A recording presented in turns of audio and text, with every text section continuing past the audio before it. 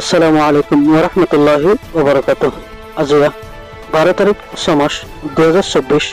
বুধবার আর একটা হবলে হাজার অনুরোধ সহের ফলে শুরুত খবরত চলছে। আরকান রাজ্যত মিলিটারির হামলার তলে 7 জন রোহিঙ্গা জখম এই খবর। গত হালিয়া 11 তারিখ মাস 2024 দিন মন্ডুর হারফারা হবে যেন আশাবাল বাজাইয়া হল্লাবার নিচে আছে হাইর ফারা হতে হিয়ানোর মাঝে ইয়ানোর মাজর ফারার মাঝে হান্ডা ফারার মিলিটারি ফারানোর বোমবারি গঠিত হেড়ে তিন্ন বোমবারি দুয়া বোমবারি আইসা ফারার মাঝে হচ্ছে লেকিন আইসা ফারার মাঝে কোনো রোহিঙ্গা নছিল কিছু মগবাগিয়াল আছিল এই মগবাগিহীনের গা মাঝে গুলি লাগে না লাগে হিয়ান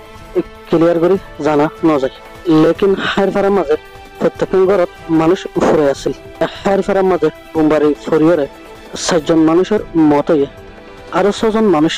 বেশি গাইলে দেখিয়ান জানা গিয়ে যারা গাইলে তারাও বাঁচে না নবাসে এন হালতের মাঝে ফুরে গিয়ে কই এখনের টাইমের মাঝে আরকান রাজ্যত মগবাগিয়াতে মিলিটারির দরমিয়ানত লড়াই চলে দেড় মাঝে দুনো তরফাতুন রোহিঙ্গাল জুলুমের শিকার বনত দেয় মগবাগিয়াল যাইরে রোহিঙ্গার ফারাম মাঝে সাহারা লাগে আর মিলিটারিয়ে মগবাগি মারে বলে কই বুমবারি মারিয়ে এন্ডিলা রোহিঙ্গালরে মত গড়ি ফেলা রোহিঙ্গা হতে হীন আরকান রাজ্য তো বালা নাই আর যারা বাংলাদেশের রিফিউজির ক্ষমতা আছে সেটা ক্ষমতা বালা নাই বর্মার মাঝে মিলিটারিতে মগে মারে আর বাংলাদেশ রিফিউজির ক্ষমতার মাঝে আর সাই মারে আর সাই এই দিনের ভিতরে 4-5 জন মানুষ মারি ফেলে দেখেন দিলে রিপোর্ট আছে রোহিঙ্গার কল কেন দিলে খারাপ হইয়া রোহিঙ্গার হালত হনদিন কি বালা নয় বোধ না